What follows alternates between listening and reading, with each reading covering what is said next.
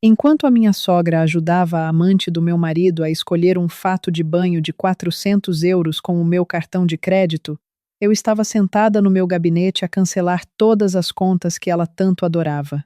Ela julgava que a vivenda em Cascais, o carro na garagem e o cartão que apresentava com tanto orgulho eram fruto do sucesso do filho. Não fazia a mínima ideia de que o nome em toda aquela papelada era o meu. E quando a transação foi recusada na boutique, com fila atrás dela e os olhos de toda a gente postos naquele terminal, percebeu que a única coisa que eu não lhe podia tirar era a vergonha que ela própria construiu. O meu nome é Mariana Vasconcelos. Se entrasse na minha sala de jantar numa qualquer noite de segunda-feira, presumiria que eu era a mulher mais sortuda de Lisboa. A mesa era de carvalho maciço, com 8 lugares e velas acesas ao centro. A vista das janelas dava para o Tejo, com as luzes da ponte a refletirem na água como uma tira de diamantes deitada sobre seda escura. O ar cheirava ao bacalhau que passei a tarde inteira a preparar, seguindo à risca a receita que a minha sogra me entregou num papel amarelado e dobrado ao meio, como se me estivesse a confiar um segredo de família de gerações. Tinha seguido cada passo. O bacalhau demolhado durante 48 horas, as batatas cortadas à mão, o azeite que trouxe especialmente de Trás-os-Montes, porque ela insistiu que o de supermercado não tinha alma. 4 horas na cozinha depois de um dia inteiro de reuniões, de chamadas internacionais, de decisões que movimentavam centenas de milhares de euros. E ali estava eu, a tirar o avental e a arrumar o cabelo antes de servir o jantar, como se tivesse passado o dia inteiro a não fazer nada mais. Está um bocadinho seco, disse a Filomena, cutucando o bacalhau com o garfo como quem examina um espécime suspeito. A sua voz tinha aquele tom particular que ela reservava para tudo o que eu fazia. Um tom que não era bem crítica declarada, mas que nunca era aprovação. O meu filho habituou-se a comer o bacalhau da mãe, não é, Tiago? Tem uma textura diferente. Aprende-se com os anos. O meu marido não levantou os olhos do telemóvel. Estava a rolar o ecrã com o polegar, completamente ausente da mesa onde eu tinha investido metade do meu dia. Tiago, disse eu com voz calma. H? Ah, está ótimo, Mariana. Levou uma garfada à boca sem provar de facto. Obrigado. A Filomena sorriu com aquele sorriso que nunca chegava aos olhos. Era um sorriso de porcelana fina, construído para convencer toda a gente à volta de que era uma mulher delicada e elegante, quando por baixo havia uma crueldade calculada que só eu parecia ver. O meu filho é muito fácil de agradar, disse ela, pousando o garfo e dando um gole no vinho que eu tinha ido buscar especialmente à adega. Sempre foi assim. Cresceu com qualidade, então até a mediocridade lhe parece suficiente. É uma bênção, na verdade. Dobrei o guardanapo no colo e não disse nada. A Filomena tinha chegado a Lisboa há 3 anos, quando o marido faleceu e ela ficou sozinha na casa de Coimbra. O Tiago insistiu. É a minha mãe, Mariana. Não posso deixá-la sozinha. Concordei porque na altura ainda acreditava que o nosso casamento era uma parceria real, que as decisões eram tomadas a 2, que o esforço era partilhado. Compreendo agora que confundi submissão com amor durante tempo demais. A propósito, continuou a Filomena, ajeitando as pulseiras de ouro nos pulsos com um tilintar que me irritava os nervos de uma forma que não consigo explicar racionalmente. O meu casaco de camurça ainda não voltou da lavandaria. Falei com a Mariana na semana passada sobre isso. Eu disse-te que levaria na quinta, respondi. Tenho uma apresentação ao Conselho de Administração na quarta e não consigo. É só uma apresentação, querida. Ela inclinou-se ligeiramente para a frente. O Tiago tem reuniões de verdade todos os dias e mesmo assim arranja sempre tempo para a família. O trabalho principal de uma esposa é garantir que a vida do marido funciona bem. Eu fiz isso durante 30 anos e nunca me ouvi a queixar de reuniões. O Tiago finalmente pousou o telemóvel. Não para me defender, para concordar com a mãe. Ela tem razão, Mariana. É só um casaco. Não é assim tão complicado. Levantei-me para ir buscar a sobremesa sem responder. Na cozinha, apoiei as mãos na bancada de mármore e olhei para o meu reflexo no vidro da janela.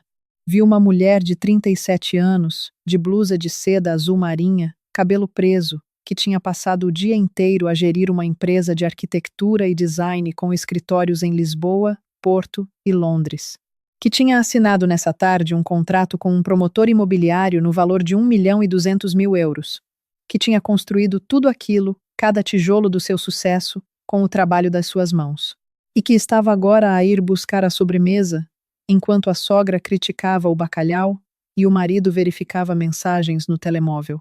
O cartão de crédito da Filomena estava no balcão, junto à fruteira. Era um cartão preto, daqueles sem limite aparente, que ela tirava da carteira com uma teatralidade de quem sabe que está a ser observada. Tinha o nome dela impresso na frente. O que ela não sabia, e nunca perguntou porque nunca sentiu necessidade de questionar aquilo que lhe parecia óbvio por direito, é que o nome no contrato com o banco era o meu. Peguei nele com a ponta dos dedos. Parecia leve demais para o peso que transportava. Não por muito tempo, disse eu para a janela escura. As palavras ficaram no ar como uma promessa pequena e silenciosa. Na empresa, era uma pessoa completamente diferente. A Vasconcelos Associados tinha sido fundada por mim aos 28 anos, com 40.000 euros poupados durante 5 anos de trabalho em ateliês de arquitetura em Lisboa e em Barcelona. Comecei com 2 colaboradores numa sala emprestada num coworking em Alcântara. Hoje tinha 37 pessoas, 3 escritórios e uma carteira de clientes que incluía hotéis de 5 estrelas, promotores imobiliários internacionais e câmaras municipais de 3 países. O Tiago apresentava-se como consultor imobiliário independente. Tinha cartão de visita, LinkedIn atualizado e uma narrativa convincente sobre o mercado de propriedades de luxo. O que a maioria das pessoas não sabia é que os contratos que ele apresentava eram angariados através da minha rede de contactos, que o escritório partilhado que utilizava estava registrado em nome da empresa e que o rendimento que depositava na conta conjunta todo o mês vinha, na sua maior parte, de uma linha de crédito que eu criara internamente e classifiquei como subsídio de representação familiar. Deixei-o acreditar que era bem-sucedido porque no início do casamento percebi que o meu sucesso o incomodava. Encolhi-me. Deixei-o ser o protagonista em público.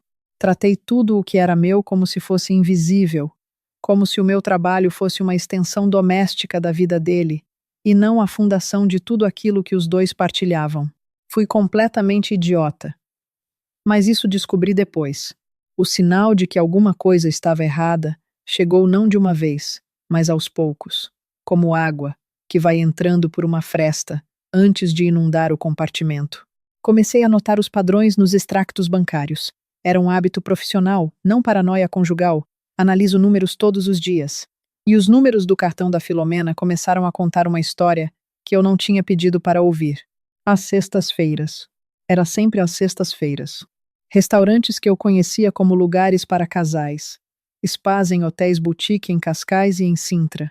Uma tarde inteira numa loja de roupa em Avenidas Novas com uma factura de 840 euros.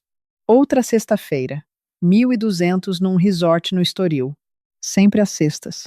Sempre quando o Tiago me dizia que tinha jantares de negócios ou apresentações a clientes em que seria complicado levares a Mariana, é muito técnico. Ela não ia perceber muito bem o contexto. Tentei racionalizar. A Filomena tinha amigas, saía, gastava. Era o padrão dela. Mas o terraço panorâmico do Hotel Bela Vista em Portimão não é sítio onde uma mulher de 62 anos leva o grupo de tricô às sextas-feiras. A certeza chegou de forma inesperada, como as certezas mais dolorosas costumam chegar. A minha colaboradora mais antiga, a Cristina, enviou-me uma mensagem a uma quinta-feira ao fim da tarde. Ela conhecia-me há 10 anos, sabia da minha vida de forma fragmentada, o suficiente para perceber quando alguma coisa não estava bem. A mensagem era curta. Vi uma coisa hoje. Precisas de saber. Liga-me quando puderes. Saí da reunião antes do fim. Fui para o carro, no parque subterrâneo, e liguei-lhe. A Cristina tinha estado no hotel Vila Galé, em Cascais, com uma cliente para uma visita de projeto. Na esplanada do bar, ao fundo, tinha visto o Tiago. Não estava em nenhum jantar de negócios. Estava sentado com uma mulher mais nova, cabelo escuro, elegante, e com a mão dele sobre a mão dela de uma forma que não deixava dúvidas sobre a natureza do encontro. Ao lado deles, a sorrir como quem está numa festa de família, estava a Filomena. A Filomena segurava o cartão preto e chamava a empregada para pedir mais champanhe. Fiquei sentada no carro durante 3 minutos sem dizer nada. A Cristina esperou do outro lado da linha sem me pressionar. Obrigada, disse eu por fim. Manda-me a morada exata do hotel, se tiveres. Mariana, estou bem. E estava.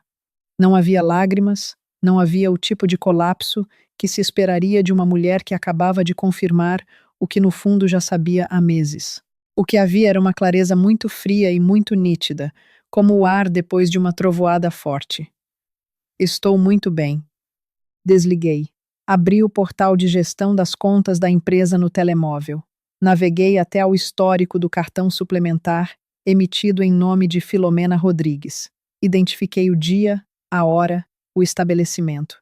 E depois identifiquei o padrão completo, 6 meses de sextas-feiras, traçando uma linha que apontava diretamente para onde eu nunca devia ter ignorado. Não fiz cena. Não liguei ao Tiago. Dirigi de volta para casa em silêncio, jantei com os dois como se nada tivesse acontecido, concordei que o vinho estava bom e que o fim de semana estava bom para ir ao jardim.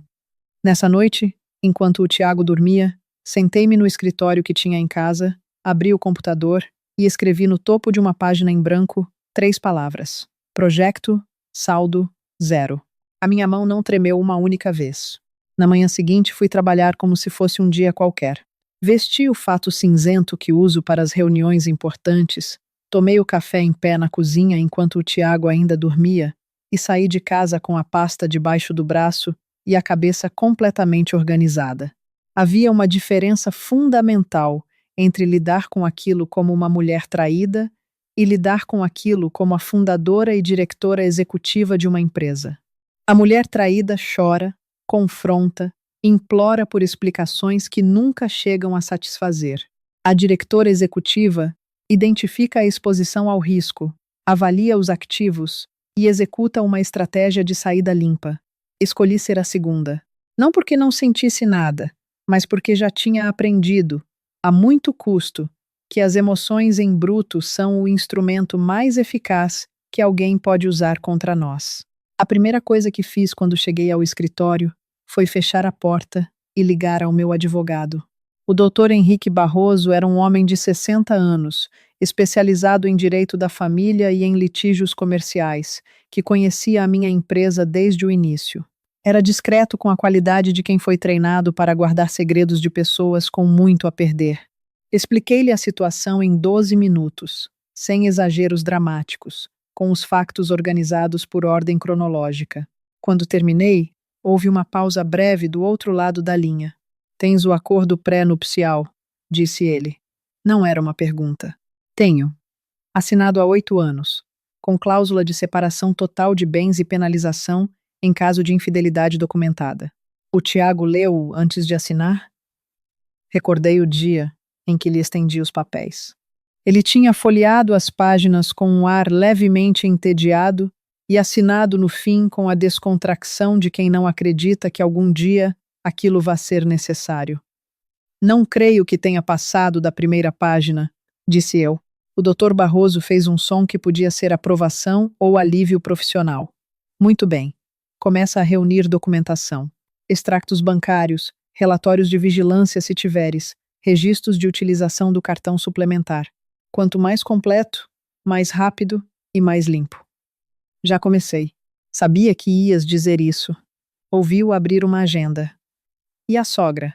Tem algum vínculo legal contigo? Nenhum. Mora na vivenda que está registrada em meu nome exclusivo anterior ao casamento. Usa um cartão emitido na minha conta como utilizadora autorizada, condição que posso revogar a qualquer momento. Então revoga. Ainda não. A altura certa para tudo. Desliguei e passei os 20 minutos seguintes a contactar uma empresa de investigação privada que tinha usado anos antes para uma auditoria interna a um colaborador. Pedi um relatório completo dos movimentos do Tiago e da Filomena nos últimos 6 meses. Não filtrar nada. Feed completo.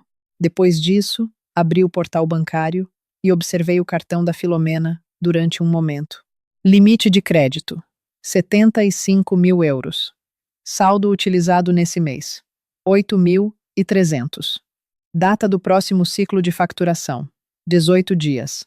Sorri para o ecrã, mas não havia calor nenhum naquele sorriso. Era o tipo de sorriso que faço quando identifico uma ineficiência grave num projeto e percebo exatamente onde cortar. Fechei o portal. Ainda não. Havia trabalho a fazer primeiro. Durante os dias que se seguiram, mantive a rotina com uma precisão que até eu própria achei impressionante. Jantei com os dois, ouvi a Filomena comentar o meu cabelo, a minha escolha de calçado e a forma como eu dobrava os guardanapos. Ouvi o Tiago concordar com tudo o que a mãe dizia com aquela passividade irritante de quem acha que o silêncio é uma forma de neutralidade. Lavei a louça, organizei as roupas para a lavandaria, confirmei as reservas do jantar de aniversário da Filomena, como se tivesse sido eu a sugerir a ideia. Por dentro estava a arquitectar cada peça com a mesma atenção que dou a um projeto de grande escala. Cada detalhe tinha de encaixar. Cada timing tinha de ser exato. O relatório do investigador chegou numa quinta-feira à tarde, encriptado, para o meu e-mail profissional. Abri-o com a porta fechada e as persianas corridas. Era minucioso. Havia fotografias do Tiago e de uma mulher chamada Sofia Mendonça, 31 anos, consultora de marketing numa agência em Chiado, a sair do Hotel Bairro Alto numa manhã de terça-feira. Numa terça-feira em que o Tiago me tinha dito que tinha uma apresentação a clientes no Porto e que ficaria a dormir lá.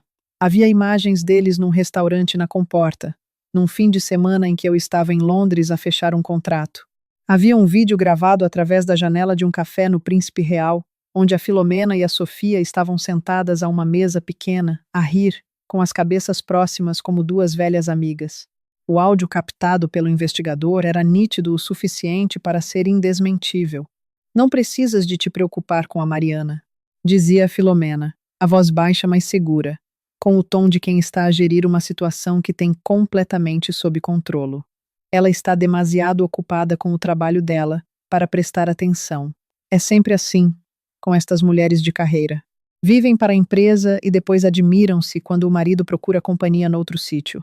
O Tiago precisa de uma mulher que esteja presente, que ponha a família em primeiro lugar. Tu és isso, Sofia. A Sofia sorriu. Via no ecrã, claramente satisfeita com aquela validação, ajeitando o cabelo com um gesto de quem está a ser coroada. E a situação financeira dele? Perguntou a Sofia, a voz levemente mais cautelosa. Porque ele diz que tem projetos a correr, mas nunca me mostra nada concreto. A Filomena acenou com a mão num gesto desdenhoso que eu reconheci imediatamente. Era o mesmo gesto com que dispensava as minhas perguntas sobre o jantar, as minhas sugestões sobre a decoração da casa, os meus planos para as férias. O Tiago tem os recursos da família. Não te preocupes com isso. Logo que a situação se resolva, ficam com tudo o que precisam. Fechei o vídeo. Encarei o ecrã durante 30 segundos sem piscar. A situação que se resolva. Era assim que ela chamava ao descarte da mulher que financiava a vida deles há 8 anos. Uma situação a resolver. Um problema de gestão. Pousei o telemóvel muito devagar em cima da mesa. O impulso de chorar estava algures lá dentro, mas era fraco, sufocado por uma raiva fria que havia semanas vinha a solidificar-se nas paredes do meu peito. Não era raiva de pessoa traída. Era a raiva limpa e funcional de alguém que foi deliberadamente subestimado por pessoas que deviam saber exatamente o que estavam a fazer. Eles viram-me e escolheram ver uma fonte de financiamento. Escolheram confundir a minha contenção com ignorância, a minha generosidade com fraqueza, o meu amor com uma linha de crédito que podiam continuar a debitar indefinidamente. Abri o portal bancário. O cursor pairou sobre a opção de gestão dos cartões suplementares. Era uma sexta-feira, às 11h30 da manhã, e eu sabia, porque conhecia o padrão de 6 meses de extractos, exatamente onde a Filomena estava naquele momento. Tinha saído de casa às 10, a Filomena, com uma saca de pele castanha e o casaco de camurça que eu tinha levado à lavandaria na semana anterior, conforme ela mandou. Tinha dito que ia almoçar com uma amiga e talvez passar pela Avenida da Liberdade e fazer umas compras. O Tiago tinha saído mais cedo ainda, alegando uma reunião em Sintra. Sintra, no mesmo hotel boutique que aparecia nos extractos de 3 sextas-feiras anteriores. Peguei no telefone e liguei para a linha prioritária do banco.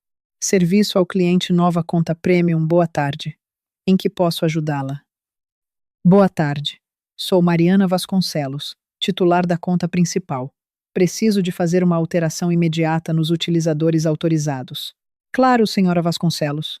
Pode confirmar os dados de segurança? Confirmei. Ouvi a operadora aceder ao sistema. Que alteração pretende efetuar? Recliei na cadeira. Pela janela do meu gabinete via Lisboa estendida sob um céu de novembro, acinzentado e limpo ao mesmo tempo. A cidade parecia uma placa de circuito vista do alto. Cada rua uma linha de dados. Cada edifício um nó numa rede que eu conhecia melhor do que qualquer outra pessoa naquela sala. Quero revogar imediatamente a autorização de utilização do cartão terminado em 6241, disse eu, a voz firme e desapaixonada como se estivesse a dar instruções sobre um projeto de obras. Motivo: uso indevido. Quero que todas as transações futuras sejam recusadas e que os alertas de notificação sejam redirecionados exclusivamente para o meu endereço de e-mail encriptado. Não quero que o titular secundário seja notificado. Isso é uma prerrogativa minha como titular principal, correto? Correto, senhora Vasconcelos. A revogação é efetiva de imediato. Muito bem. Enquanto estiver a processar isso, quero também rever as condições do cartão terminado em 3789. Era o cartão do Tiago. Especificamente, quero que o limite seja reduzido para 0 com efeito imediato, mantendo o cartão tecnicamente ativo, mas sem capacidade de transação. Houve uma pausa ligeira. Posso perguntar o motivo? Suspeita de utilização não autorizada para fins pessoais em contexto de conflito conjugal documentado. O meu advogado pode enviar a documentação de suporte se necessário. Não será necessário, senhora Vasconcelos. Fica processado. Desliguei. O silêncio do gabinete era absoluto, apenas o zumbido baixo dos servidores e o som distante do trânsito lá fora. Verifiquei o relógio na parede. Eram 11h47. Imaginei a Filomena na Avenida da Liberdade, com a saca de pele pendurada no antebraço, a empurrar o cartão preto para a mão de uma empregada de balcão, com o gesto imperial que eu tinha visto dezenas de vezes. Imaginei o bip do terminal. Imaginei a pequena linha vermelha no ecrã. Transação recusada. Contactar emissor. Apoiei os cotovelos na mesa e entrelacei os dedos. Pela primeira vez em semanas, senti os ombros a descair. A tensão a desfazer-se como um nó que finalmente cede. Mas ainda estava apenas no início. Nos 3 dias seguintes, com a precisão silenciosa de uma cirurgiã a trabalhar num campo operatório que só ela conhece na totalidade, tratei de desativar cada linha de suporte que havia construído em volta daquelas 2 pessoas durante anos. O serviço de motorista particular que a Filomena usava para ir ao médico, ao cabeleireiro e aos almoços de sexta-feira estava registrado em nome da empresa. Uma chamada de 2 minutos para a coordenadora de serviços foi suficiente. Conta suspensa por revisão de contrato. Efetivo imediatamente. A associação do clube de golfe em Cascais, onde a Filomena passava 2 tardes por semana e onde o Tiago jogava aos sábados de manhã, tinha sido um presente de aniversário que eu dera ao casal 2 anos antes, renovado automaticamente através de débito direto na minha conta. Cancelei o débito. A factura ficaria por pagar. O clube notificaria os sócios dentro de 10 dias úteis. O leasing do carro do Tiago, um SUV que ele escolheu sem me consultar sobre o modelo, nem sobre o valor, estava garantido pela empresa como benefício de colaborador externo. Reclassifiquei o contrato. O benefício cessava com o fim do contrato de prestação de serviços. Enviei a rescisão por carta registrada na tarde de quinta-feira. Cada ação era um clique, uma chamada, uma instrução ao departamento financeiro. Não havia drama, não havia confronto, não havia nenhuma das cenas que eles provavelmente esperariam de uma mulher que finalmente percebeu o que estava a acontecer. Apenas a administração. Apenas a responsável por uma empresa a gerir os seus ativos com o rigor que sempre aplicou a tudo, o resto, menos a sua vida pessoal. A Filomena ligou-me na sexta-feira ao meio-dia. Eu estava em reunião com uma cliente e deixei tocar. Ligou novamente às 12h30. e outra vez às 12h45. Atendi na quarta chamada, fazendo a minha voz soar lenta e ligeiramente confusa, como alguém arrancado a um sono profundo. Filomena, aconteceu alguma coisa? O que fizeste ao cartão? A voz dela tinha perdido todo o verniz de elegância estudada. Era estridente, assustada e furiosa ao mesmo tempo, as três coisas a competirem pela dominância. Estou aqui na loja e está a ser recusado. Já tentaram 3 vezes. A fila atrás de mim, Mariana. Estou a ser humilhada. Deixei uma pausa calculada. Recusado? Que estranho. Tens a certeza que introduziste o PIN correto? Não introduzi nenhum PIN. Eles passam o cartão. Às vezes o chip fica com problemas se o cartão estiver perto de outros cartões na carteira. Já aconteceu antes. Número. Não é o chip. A voz subiu uma oitava. Dizem que está bloqueado, que há uma ordem do titular. Ligas ao banco agora mesmo. Filomena, estou em reunião com uma cliente. Não posso ligar ao banco agora. Não tenho as passwords de segurança aqui. Deve ser um erro de sistema. Essas coisas acontecem. Por que não pagas com outro cartão? Ou pedes à tua amiga para adiantar? A minha amiga? Houve um silêncio carregado. Podia imaginá-la a virar-se para a Sofia, a perceber o que aquela pergunta implicava, a sentir o chão escorregar ligeiramente debaixo dos pés. Eu não tenho outros cartões comigo. Então talvez seja melhor vires para casa e resolvermos isto com calma. Tenho reuniões até às 6, mas depois vejo o que se passa. Mariana, não me digas que... Até logo, Filomena. Estou a ser muito indelicada com a minha cliente. Desliguei. Olhei para o ecrã do telefone durante 3 segundos. Depois pus-o na mesa com a face para baixo e voltei à reunião com um sorriso completamente sereno. Essa noite a Filomena chegou a casa antes do Tiago. Eu estava na cozinha a aquecer uma sopa, deliberadamente casual, a folhear uma revista pousada no balcão. Ela entrou no corredor com a saca de pele vazia, o casaco ligeiramente amarrotado, e um ar que eu nunca tinha visto nela antes. Não era a indignação controlada do costume. Era algo mais fundo. Era o início do medo. Precisamos de conversar, disse ela. Claro, respondi eu, sem levantar os olhos da revista. Deixa-me só desligar o lume. Sentámo-nos na sala de jantar, eu com a chávena de sopa nas mãos, e ela com as mãos entrelaçadas na mesa, os dedos apertados uns contra os outros, de uma forma que traía toda a compostura que tentava projetar. O cartão foi recusado hoje em 3 sítios diferentes, disse ela, a voz forçada a um tom razoável que custava visivelmente a manter. E o motorista cancelou o serviço esta manhã sem aviso. Disse que a conta foi suspensa. Quero saber o que está a acontecer. Já disse que deve ser um erro de sistema. Dei um gole de sopa. Falo com o banco amanhã.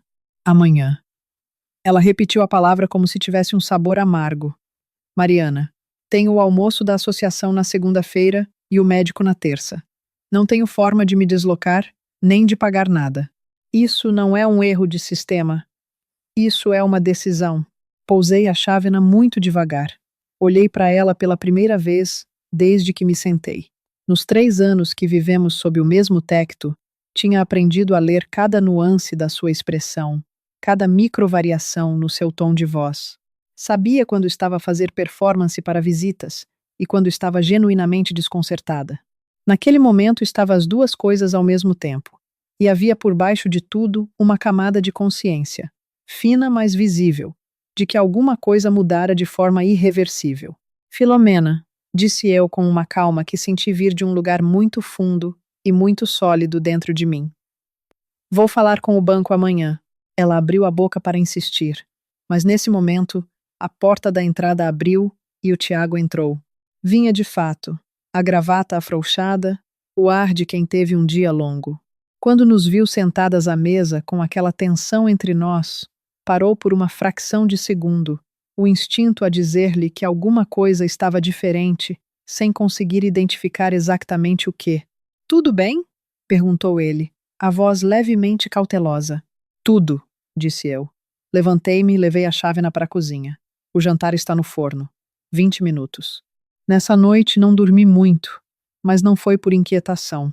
Foi porque havia demasiadas peças a mover, e eu queria ter a certeza de que cada uma estava no lugar exato antes de revelar o tabuleiro completo. Nos dias que se seguiram, a casa foi mudando de atmosfera de uma forma que nenhum dos dois conseguia nomear, mas que ambos claramente sentiam.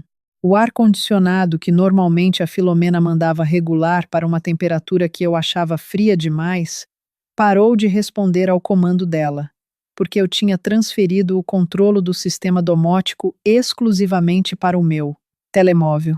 Pequeno detalhe, mas suficiente para criar uma fricção constante e inexplicável. O serviço de entrega do supermercado gourmet, que abastecia a despensa com os produtos que a Filomena preferia, queijos franceses, enchidos ibéricos de preço absurdo, água com gás de uma marca específica, que ela insistia ser a única bebível, deixou de chegar porque eu alterei o cartão de débito associado para um que já não tinha fundos disponíveis. Quando a Filomena tentou perceber o que se passava e pediu ao Tiago que resolvesse, o Tiago abriu a aplicação do banco e encontrou o saldo da conta conjunta em 42 euros. Ouvi a conversa do corredor. Não de propósito. A vivenda tinha paredes que transmitiam som melhor do que deviam, e eu estava no escritório com a porta entreaberta. 42 euros? A voz do Tiago tinha um registro que raramente lhe ouvia, algo entre incredulidade e pânico controlado. Como é que a conta está com 42 euros? O depósito devia ter entrado ontem. Ligas a Mariana, disse a Filomena. Não vou ligar a Mariana por causa disso. Isso é humilhante. Então verifica o teu próprio cartão. Houve uma pausa. Depois o som inconfundível de alguém a tentar processar uma informação que não encaixa na narrativa que tem de si próprio. O que o Tiago estava a descobrir naquele momento era que a linha de crédito pessoal, que ele julgava ter em nome próprio, aquela que usava para as despesas que preferia não passarem pela conta conjunta, tinha a Vasconcelos, associados como garante institucional. Com a rescisão do contrato de prestação de serviços, a garantia cessara automaticamente. O banco tinha fechado a linha 48 horas antes. Naquele momento, o Tiago tinha, em termos líquidos e sem acesso aos meus recursos, o equivalente a zero.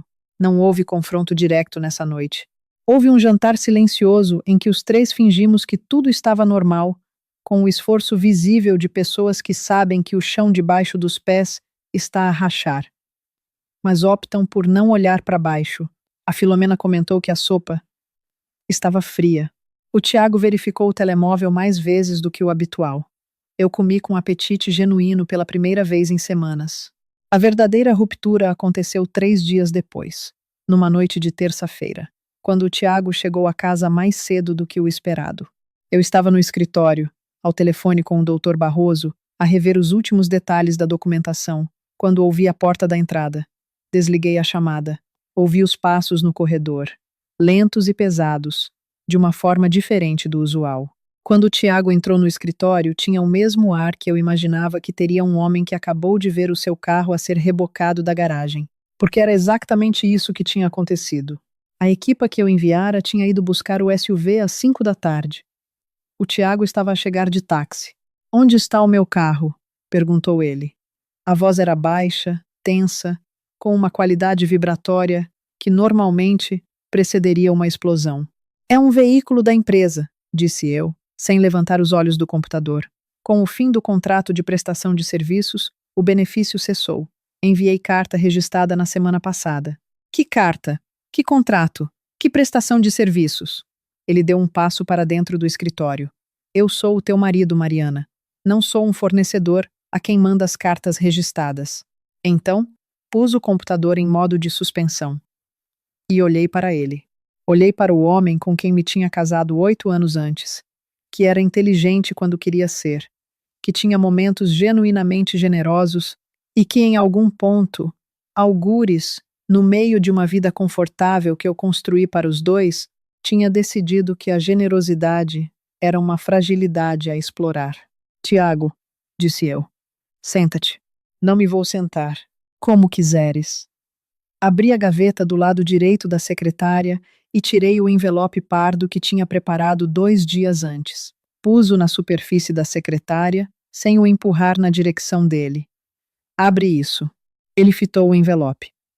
Havia nele uma hesitação que me deu a medida exata do quanto ele já suspeitava do que estava a acontecer, mas não tinha coragem de confirmar. Depois estendeu a mão e abriu-o. As fotografias espalharam-se pela secretária.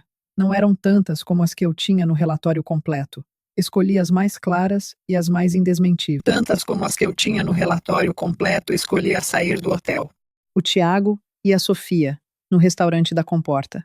E a fotografia que eu sabia que seria a mais difícil de processar. A Filomena e a Sofia sentadas no café do Príncipe Real, a rir, com o ar de quem partilha um plano que está a correr bem. O Tiago ficou imóvel a olhar para as fotografias durante um tempo que me pareceu longo, mas que provavelmente foram 30 segundos. Mariana, começou ele. Não. A palavra saiu calma, sem agressividade, apenas como um facto. Não quero explicações. Não quero que me digas que foi um erro, ou que não significou nada, ou que a culpa foi minha por estar demasiado ocupada. Já passei por tudo isso na minha cabeça, e cheguei ao fim, sem precisar de te ouvir dizer nenhuma dessas coisas. Ele fechou os olhos por um momento. Quando os abriu, havia ali uma expressão que eu não esperava ver. Não raiva, não a defensividade que me tinha preparado para enfrentar, mas uma espécie de exaustão envergonhada, como a de um homem que carregou uma mentira pesada durante tempo demais e finalmente pode pousá-la. Tens razão, disse ele, a voz muito baixa. Oi, Zai.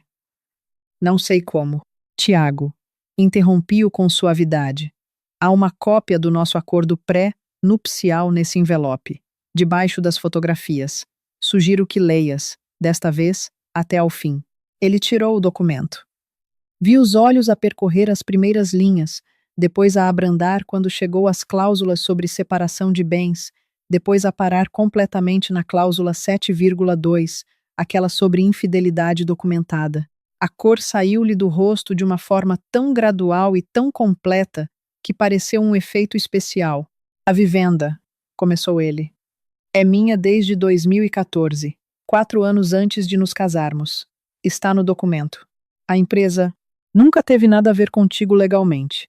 Tens um contrato de prestação de serviços rescindido. Tens os extractos da mesada que recebeste como subsídio de representação.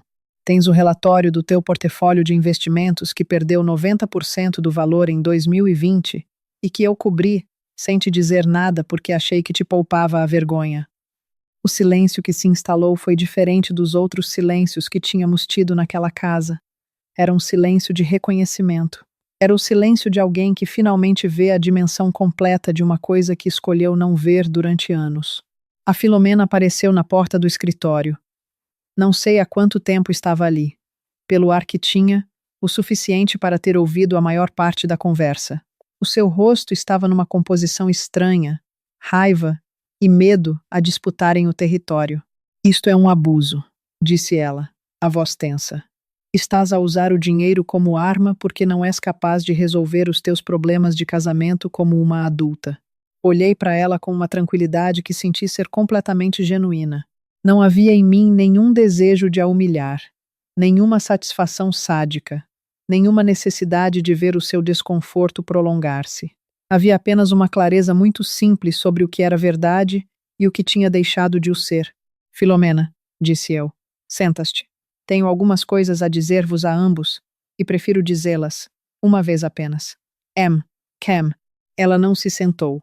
Ficou na porta com os braços cruzados, uma posição que eu reconhecia como a sua armadura por omissão. O Tiago estava encostado à parede ao lado da secretária, as fotografias ainda nas mãos, o documento do acordo pré-nupcial dobrado sobre a secretária à sua frente. Respirei fundo. Durante 8 anos, comecei, a voz medida e clara, financiei este estilo de vida. A vivenda, os carros, os cartões, o clube, as viagens, os jantares, os casacos de camurça e os queijos franceses e as garrafas de vinho que custam mais do que alguns portugueses ganham num mês. Fiz isso porque amava o Tiago e porque erroneamente acreditei que uma família se constrói com generosidade e não com contabilidade. Estava errada. Não porque a generosidade seja uma fraqueza, mas porque a generosidade mal dirigida é simplesmente desperdício. A Filomena abriu a boca. Ainda não terminei. Não levantei a voz. Não precisei. Sei o que disseram sobre mim. Sei que planearam. Sei que a Sofia foi escolhida como substituta enquanto eu continuava a pagar tudo. Ouvi a conversa no café, Filomena. Tenho o áudio. Tenho as fotografias. Tenho 8 meses de extractos bancários que documentam exatamente como o meu cartão foi usado para financiar o relacionamento do meu marido com outra mulher, com o conhecimento e a participação ativa da minha sogra. O silêncio depois daquelas palavras foi absoluto. A Filomena tinha ficado com as mãos descidas, os braços descruzados, como se a postura de defesa tivesse simplesmente colapsado por dentro. Tirei da gaveta um segundo envelope, mais fino, de papel branco legal. Coloquei-o na secretária, ao lado do primeiro documento. Isto é a minuta do acordo de divórcio. É simples e direto. O Dr. Barroso pode explicar-vos os termos com detalhe, se quiserem consultar o vosso próprio advogado, o que recomendo que façam. Eu fico com a empresa. Fico com a vivenda.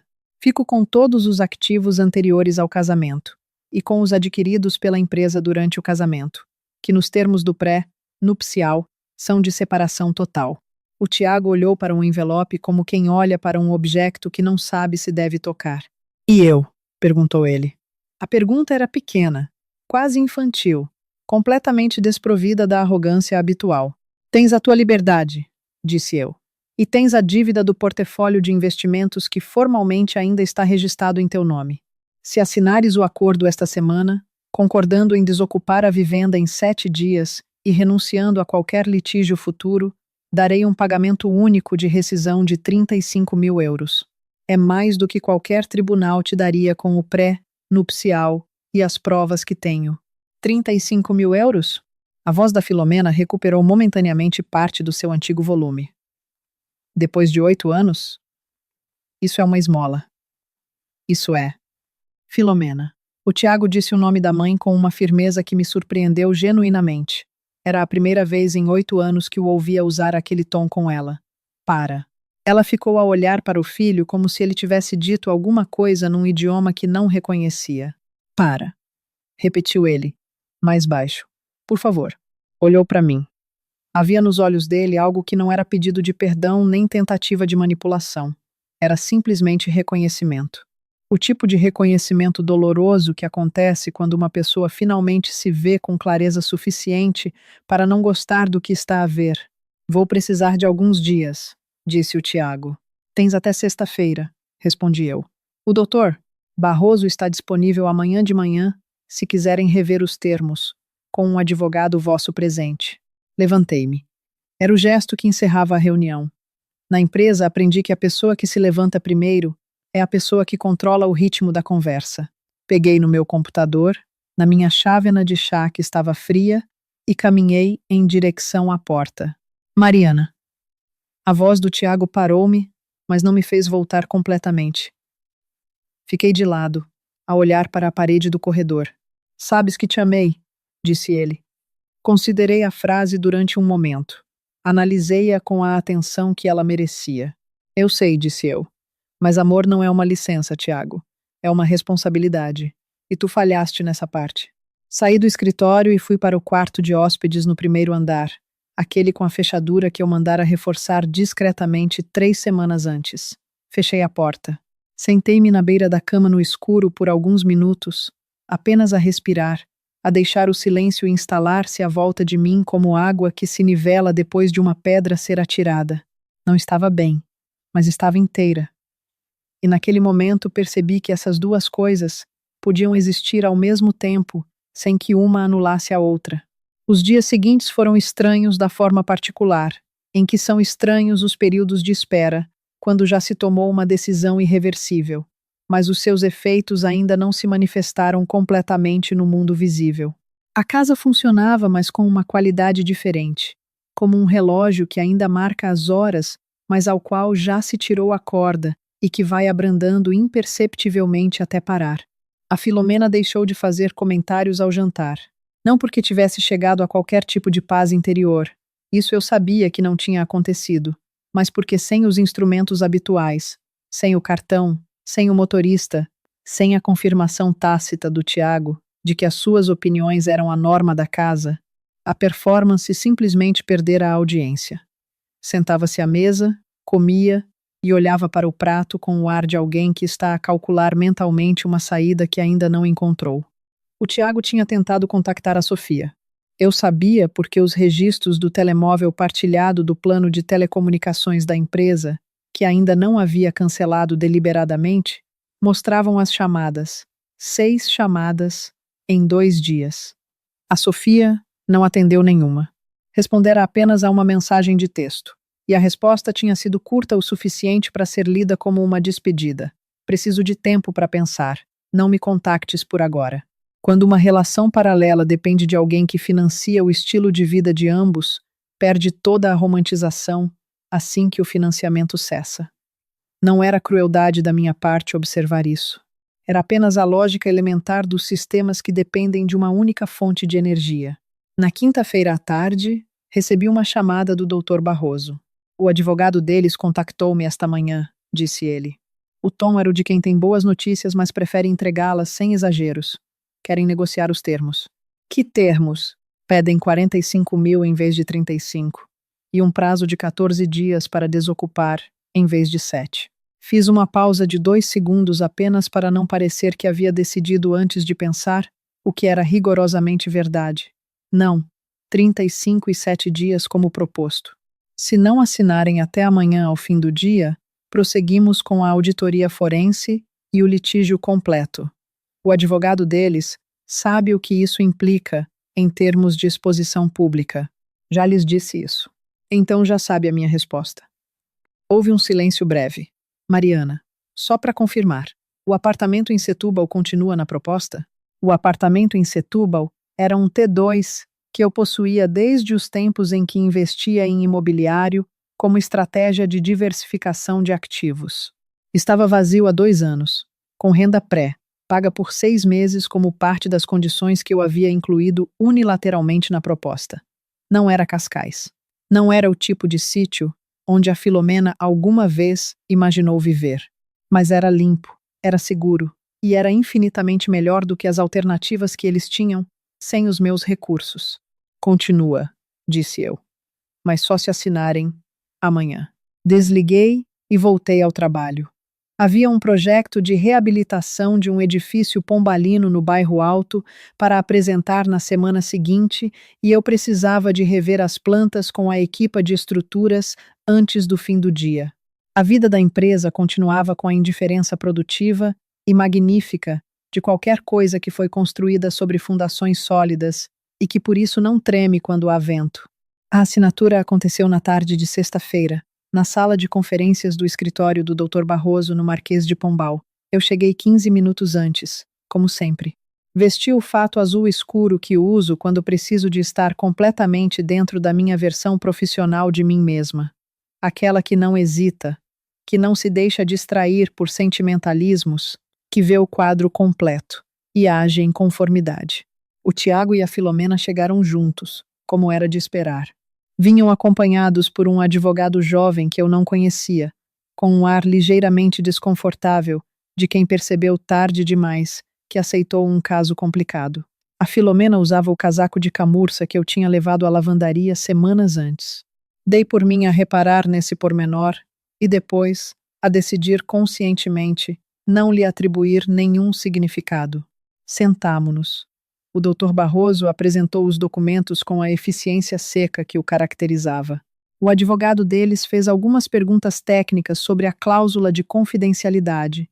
Houve uma troca breve de esclarecimentos, e depois instalou-se o silêncio específico que precede as assinaturas importantes. O Tiago pegou na caneta primeiro. Antes de assinar, olhou para mim. Não sei exatamente o que procurava naquele olhar. Talvez ainda um vestígio de negociação, um sinal de que havia margem para algo diferente. Não lhe o dei, não por crueldade, mas porque já não havia nada de diferente a oferecer. Aquele caminho tinha chegado ao fim. E os dois sabíamos disso com a mesma clareza. Assinou o decreto de divórcio. Assinou o acordo de confidencialidade. Assinou o compromisso de desocupação. Empurrou os papéis na direção da mãe, sem dizer nada. A Filomena ficou a olhar para os documentos durante um tempo que me pareceu desproporcionado. O seu advogado disse qualquer coisa em voz baixa que eu não ouvi. Ela não respondeu. Tinha os olhos fixos nos papéis, com uma expressão que não era bem raiva, nem bem resignação. Era qualquer coisa mais complexa, o tipo de expressão que aparece quando uma pessoa se vê obrigada a reconhecer internamente uma verdade que passou anos a recusar. Filomena, disse o Tiago a voz baixa e cansada. Ela pegou na caneta. Assinou. O Dr. Barroso recolheu todos os documentos com movimentos rápidos e organizados. Está feito, disse ele, olhando para mim. Levantei-me. Não estendi a mão ao Tiago, não porque quisesse ser cruel naquele momento específico, mas porque o gesto me pareceu falso e prefiro o vazio honesto à cordialidade performativa. Olhei para Filomena por um instante. O contrato do apartamento está no envelope que o Dr. Barroso vos vai entregar. As chaves estão lá dentro. O primeiro mês de serviços está pago. Ela olhou para mim. O seu rosto tinha uma qualidade que eu nunca lhe tinha visto antes. Uma abertura involuntária, como acontece quando todas as camadas de construção caem ao mesmo tempo e fica apenas a pessoa por baixo, mais pequena e mais assustada do que a armadura sugeria. Por que é que fazes isso? Disse ela. Não era uma pergunta agressiva. Era genuinamente uma pergunta. Porque posso, disse eu. E porque a minha vitória não precisa do vosso sofrimento para ser real. Saí da sala de conferências antes que houvesse mais alguma coisa a dizer. Na rua, o sol de novembro estava baixo e lateral, daquele dourado fino que Lisboa tem nas tardes de outono, e que transforma a cidade numa coisa completamente diferente da cidade de agosto.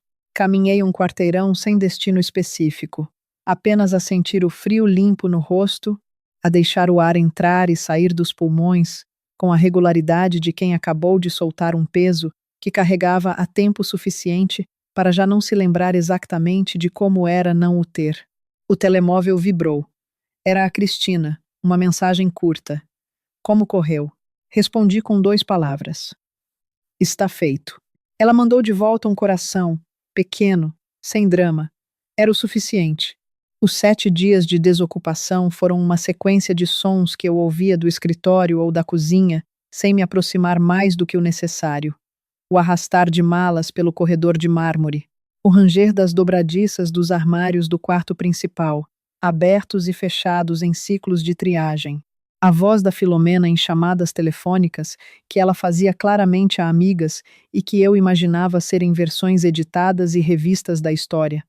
Versões em que ela era a vítima de uma nora calculista e fria, versões que deixavam de fora os extractos bancários e o áudio do café do príncipe real e as fotografias de hotel. Deixei a ter essas versões. Não era generosidade, era indiferença que se parecia com generosidade, o que às vezes é a mesma coisa na prática. No 5º dia, o Tiago bateu à porta do escritório onde eu estava a trabalhar. Entrou sem esperar resposta, o que era um velho hábito que eu deixei passar porque havia coisas mais importantes a gerir do que velhos hábitos. Estava diferente. Não de forma dramática.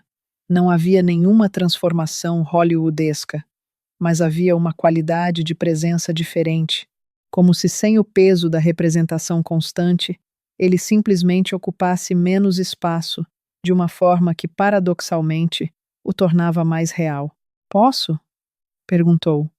O que era desnecessário, dado que já estava dentro, mas que eu interpretei como um gesto de reconhecimento de que as regras da casa tinham mudado.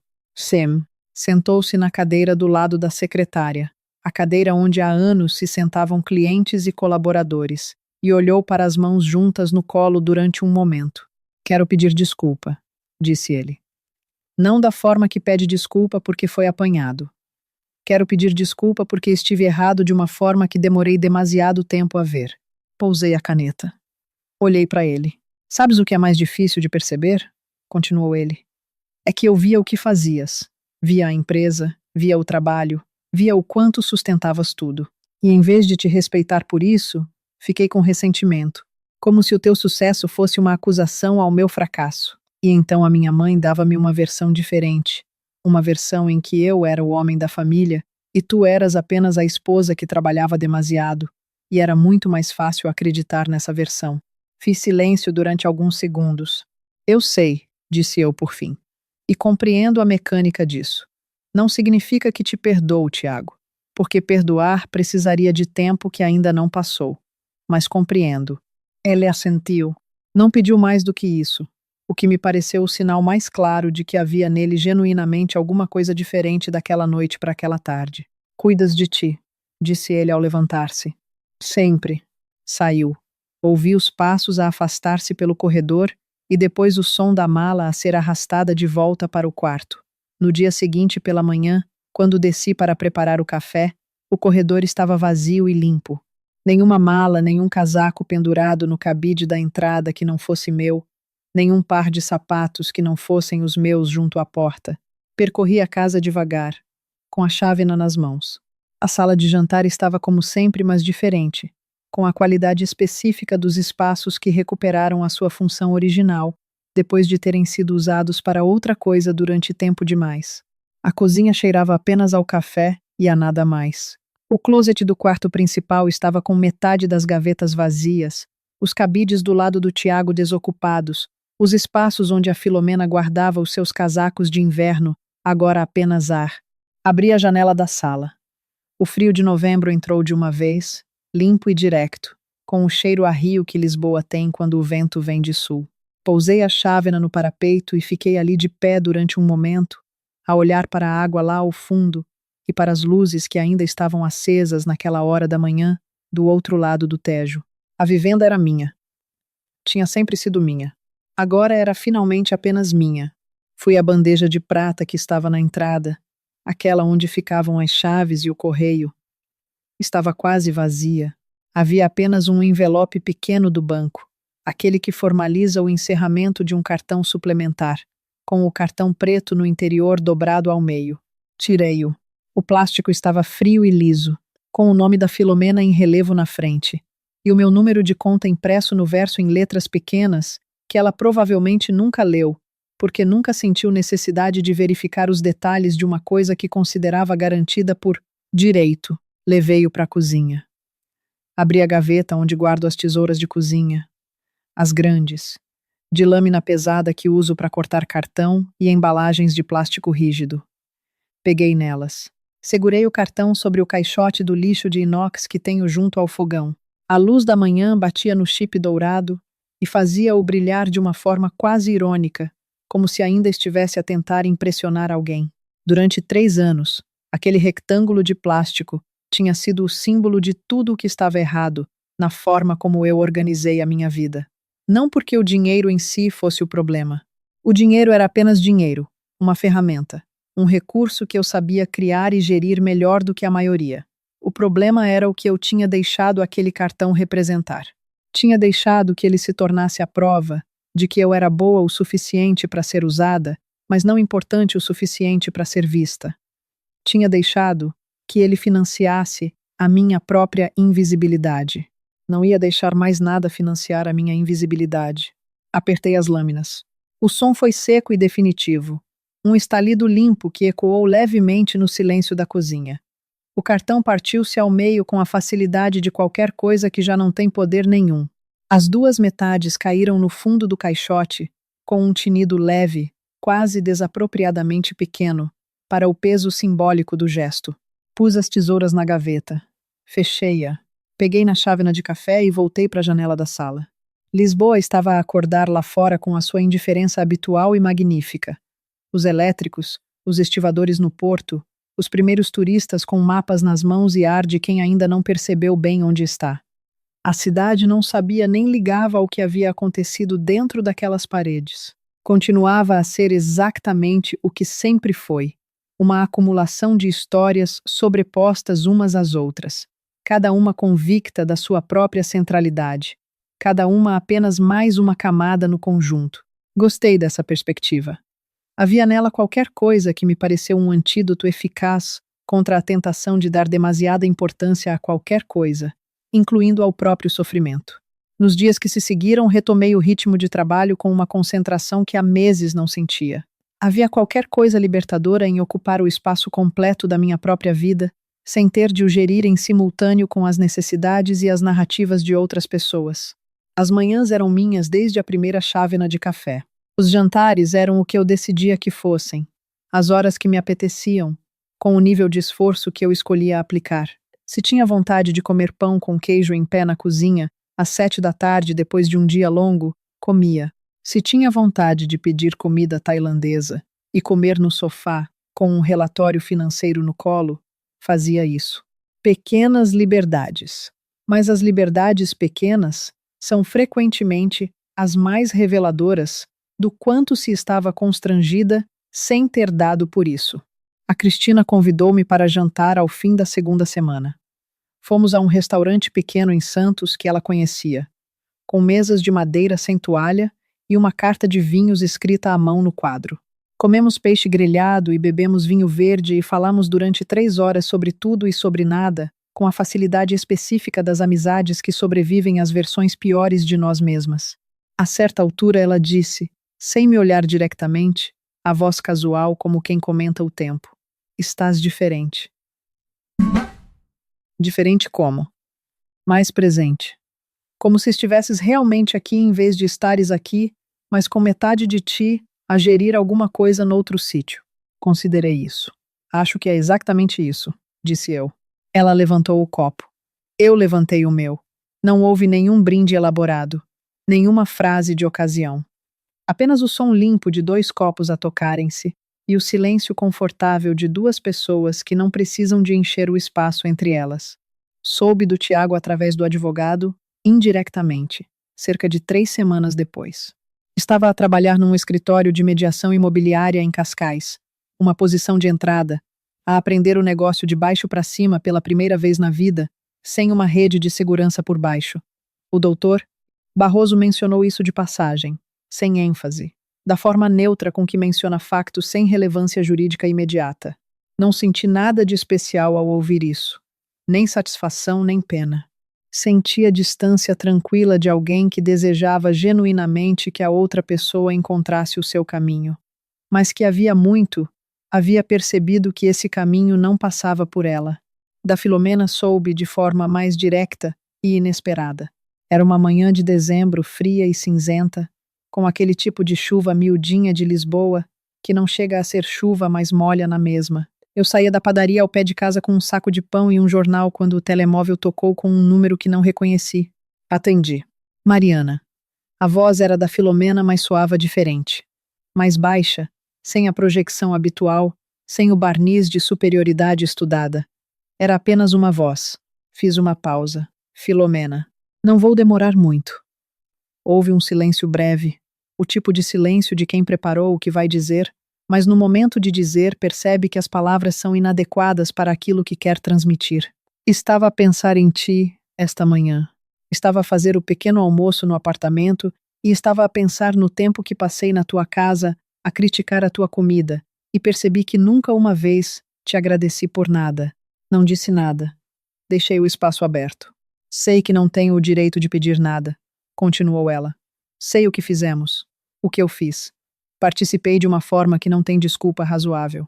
Mas queria que soubesses que aquilo que disseste na sala de conferências, que a tua vitória não precisava do meu sofrimento para ser real, foi a coisa mais difícil que já ouvi dizer sobre mim mesma. Não porque fosse cruel, mas porque era verdade. Levei semanas a perceber isso. A chuva miudinha continuava a cair. Encostei-me à parede da padaria com um saco de pão debaixo do braço e deixei as palavras dela assentarem antes de responder. Obrigada por ligar, disse eu por fim. Era tudo o que havia de honesto a dizer naquele momento. Como estás? Perguntou ela, e havia na pergunta uma genuinidade que eu não esperava encontrar ali. Estou bem, disse eu. Estou mesmo bem. Houve mais um silêncio, mais curto desta vez. Fico contente, disse ela. E depois, com uma voz que era quase irreconhecível pela ausência de tudo o que acostumava compor, cuida-te. Desliguei. Fiquei parada na rua durante um momento com a chuva fina a pousar no cabelo e nos ombros do casaco. Havia naquela chamada alguma coisa que eu não soube bem classificar na altura, e que mais tarde, já em casa com o café quente nas mãos, reconheci como sendo o som de uma pessoa a começar, tarde e com dificuldade, o trabalho de se ver com honestidade.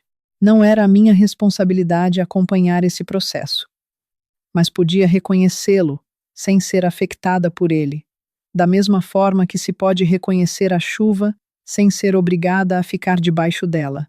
Dezembro passou com a velocidade específica dos meses que se passam a trabalhar com intenção.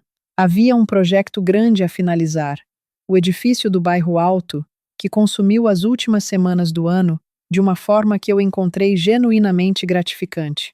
Havia qualquer coisa de profundamente reparador em passar horas a construir, literalmente, a arquitectar espaços onde as pessoas vão viver e trabalhar e criar os seus próprios universos. Era o meu trabalho. Sempre tinha sido o meu trabalho, mesmo quando eu me distraía a fazer de conta que era apenas um emprego de fundo, enquanto a vida real acontecia noutro sítio. A vida real era isto. Era sempre isto que eu tinha construído com as minhas próprias mãos. Na véspera de Natal, a equipa reuniu-se no escritório para um jantar informal. Havia 37 pessoas à volta de mesas empurradas umas contra as outras, com vinho e comida suficiente para o dobro, e aquele tipo de barulho alegre e descoordenado que acontece quando pessoas que trabalham bem juntas finalmente param de trabalhar por algumas horas. Sentei-me perto da janela, como costumo fazer, com um copo de vinho branco e a Cristina ao lado, e ouvi as conversas à minha volta sem precisar digerir nenhuma delas, sem precisar de estar atenta a nenhuma tensão, nem de suavizar nenhuma aresta. Havia naquele momento uma simplicidade que me pareceu o luxo mais genuíno que alguma vez experienciei. Não a simplicidade da ausência. Não o vazio de quando se tira alguma coisa sem pôr nada no lugar. Era a simplicidade de quando o espaço que ficou livre começa a ser preenchido pelas coisas certas, devagar e sem forçar, da forma como as coisas certas habitualmente chegam. No primeiro dia do ano novo, acordei cedo, antes da cidade ter acordado completamente, e fui até a janela da sala com o café.